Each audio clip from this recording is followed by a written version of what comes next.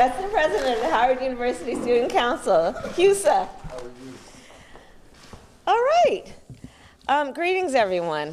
Thank you for joining us here at my alma mater, Howard University. Some people are asking, why are you bringing everyone together here? And it is because Howard University is one of the most important aspects of my life.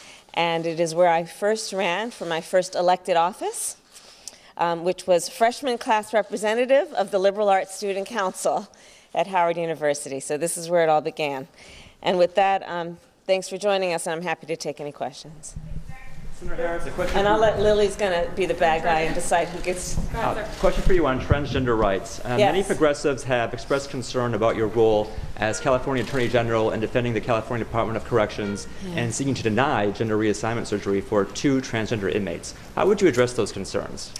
So I was, as you are rightly pointing out, the Attorney General of California for 2 terms, and I had a host of clients that I was obligated to defend and represent, and I couldn't fire my clients.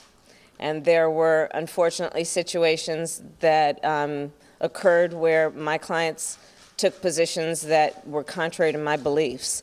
And it was an office of a lot of people who would do the work on a daily basis. And do I wish that sometimes they would have personally consulted me before they wrote the things that they wrote? Yes, I do.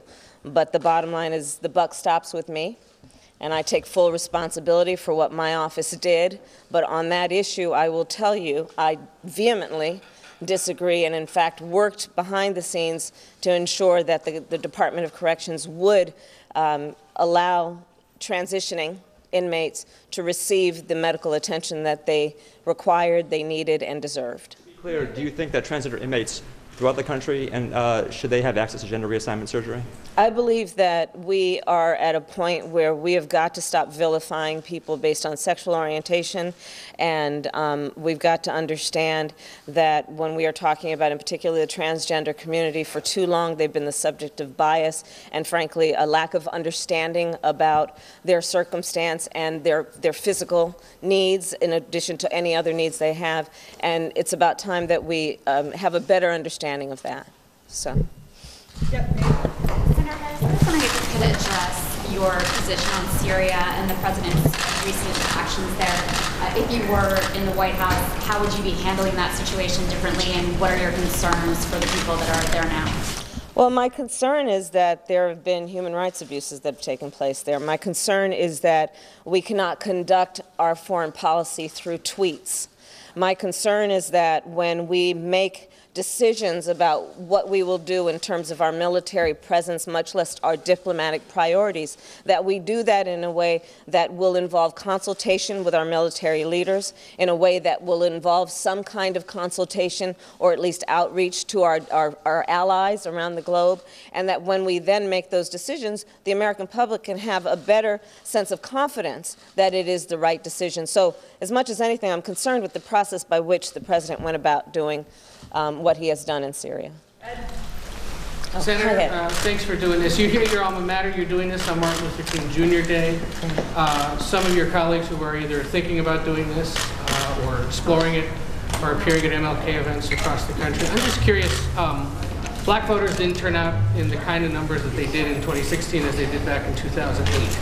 What does your party need to do differently in 2020 to ensure that they show up? Well, for all voters, we've got to reach out to folks.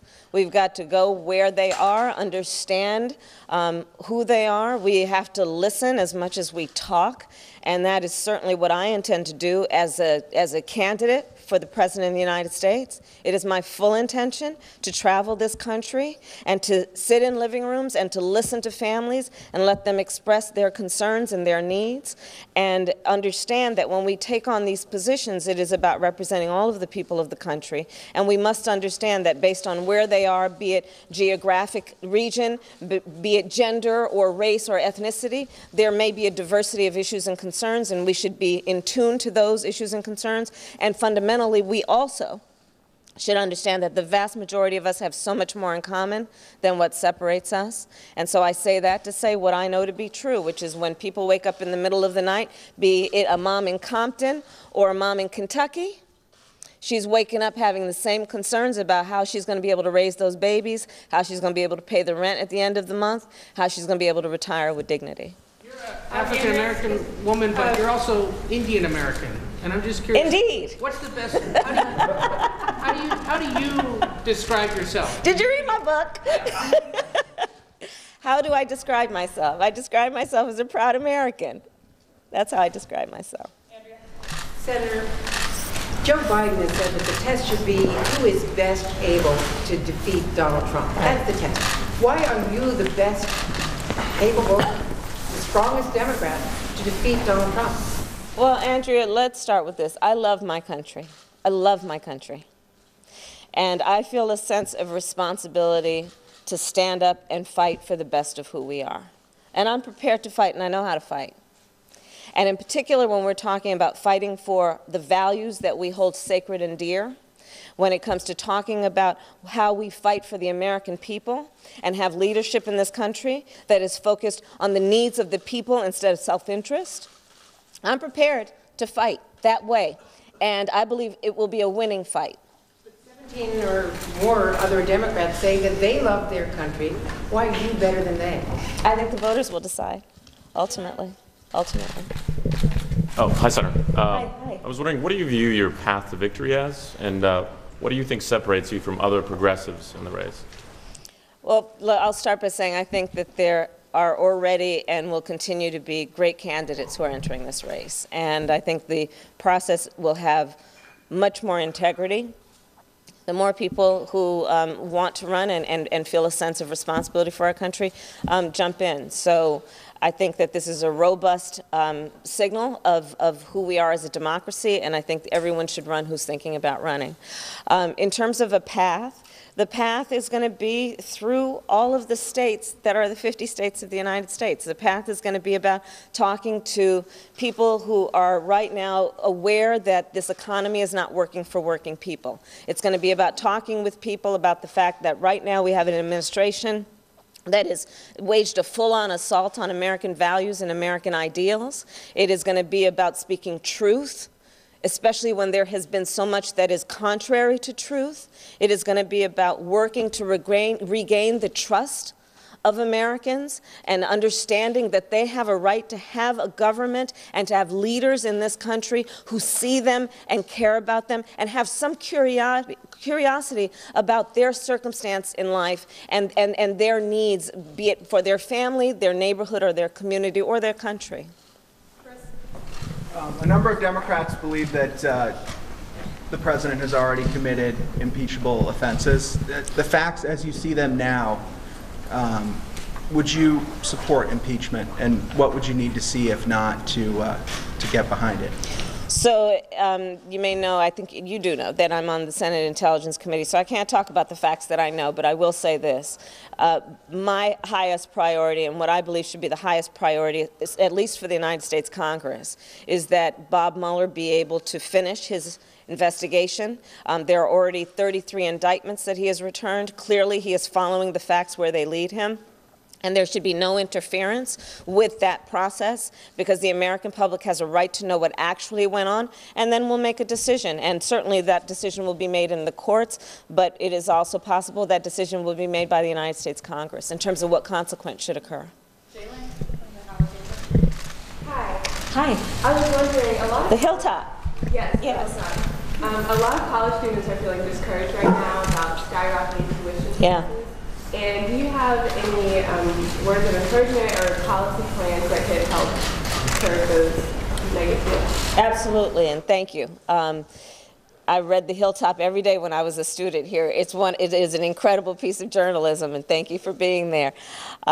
There's no question, you're absolutely right. Student loan debt is one of the biggest challenges facing our country and facing our students. And I've met so many students who have talked with me about the burden that they carry that is not only financial but is emotional. It is a burden of wondering whether they should actually complete an education and have a dream about what they may be able to do professionally, because at the very moment they can't pay their rent if they're going to pay off those student loans. And so a number of things. One, I believe what we have to do is also have a commitment to what we need to do around debt-free college and college for all. The other is what we need to do around changing the system in such a way that students can refinance their debt. And currently we don't have such a system. And another is, frankly, the work that I did even as Attorney General, which is that we also have to go after predatory, in particular for-profit colleges that have been peddling misinformation to students, getting them to pay a lot of money and go in debt without a degree that allows them to get any kind of employment. So there are a number of issues, but to your point, it is one of the most challenging issues facing our country, and a lot more attention has to be given to it, and I intend to do that. Hi, Senator, over here. Hi. Thanks for doing this. I'm curious, when you look back on your record as a prosecutor in California, are there particular decisions that you made or your office made that you either regret or would do differently, knowing what you know now? Sure. Yeah, I mean, I can tell you of cases where I really regret that we were not able to charge somebody that I knew molested a child, but the evidence weren't there. There are cases, as I mentioned earlier, where there were folks who made a decision in my office and had not consulted with me, and I wish they had. But again, I take full responsibility for those decisions.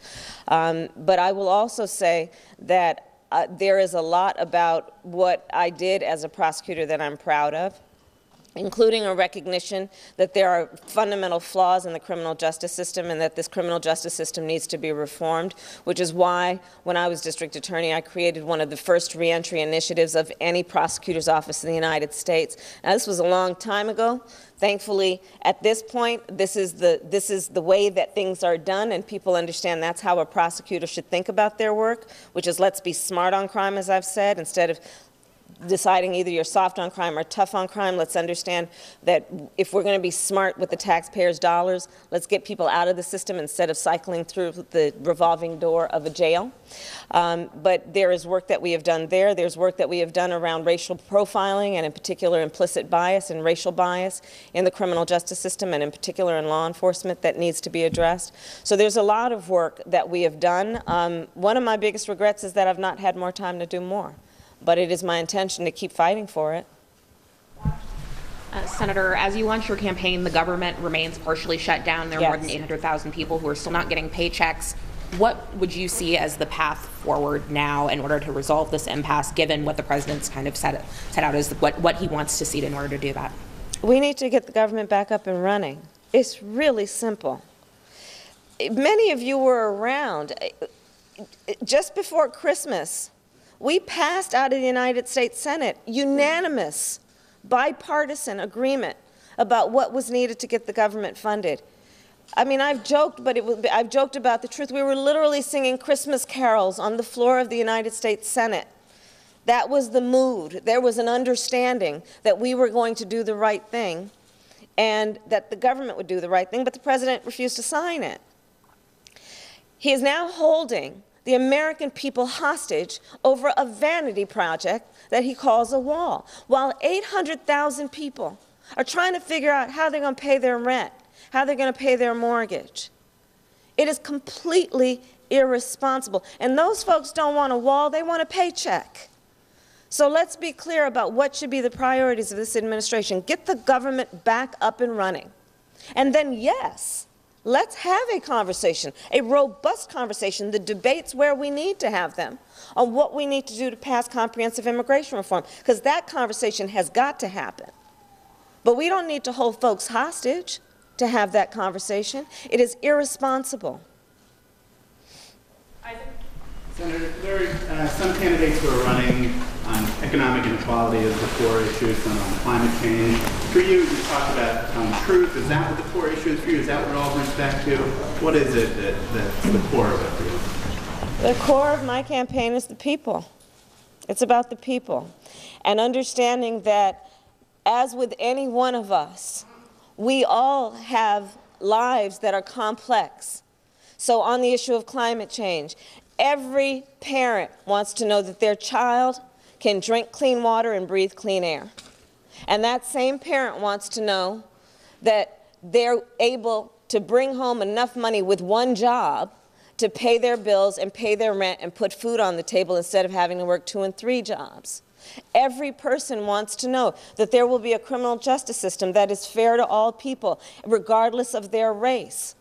Every person wants that a mother and father should not have to sit down with their teenage son and have the talk and tell that child about how they may be stopped or arrested or in some way profiled and potentially shot because of their race. These are collective universal priorities. And these are the priorities of the people of this country. Nobody is living their life through the lens of one issue. And I think what people want is they want leadership that sees them through the complexity of each of our lives and pays equal attention to their needs. Let's not put people in a box.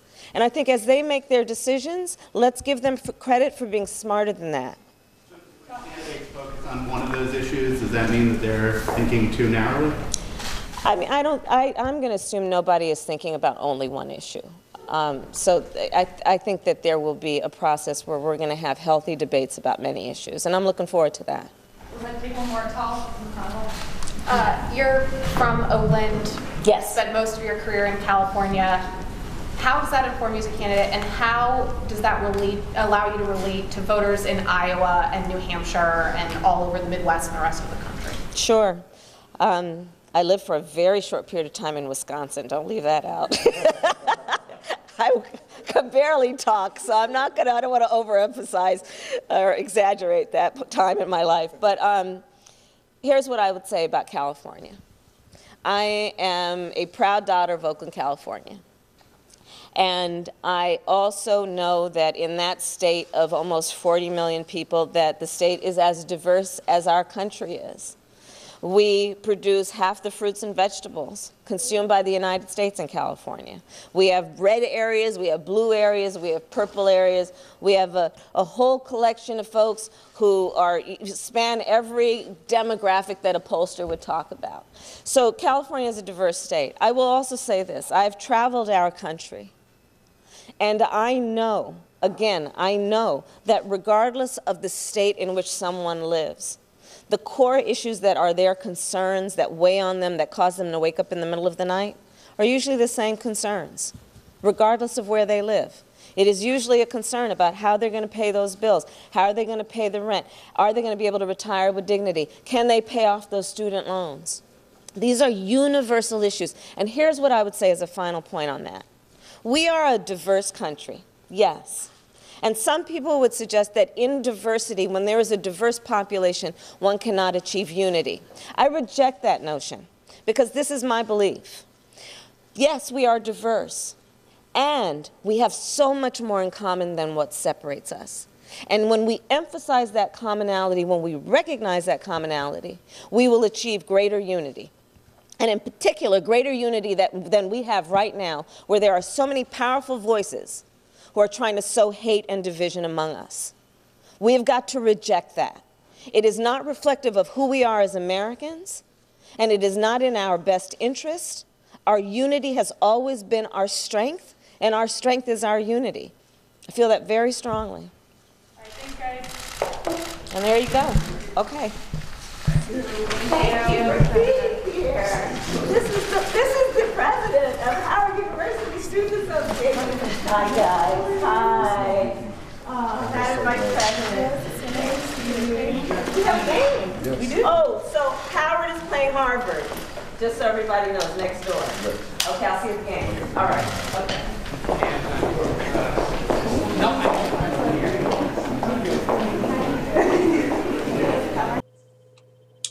Hi everyone, my name's Mike. I'm the creator of Mox News, and for the last 15 years I have been telling you that as long as I have the support of the community that I serve, Mox News will post videos forever.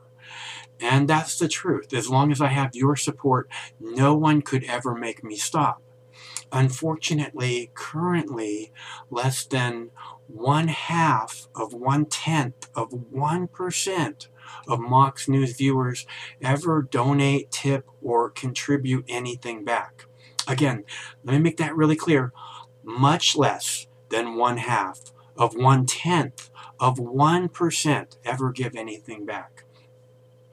And to those of you who have donated to Mox News, I want to thank you so much, because it's because of your generosity that we have been able to bring attention to important videos that millions and millions of eyes would have never seen.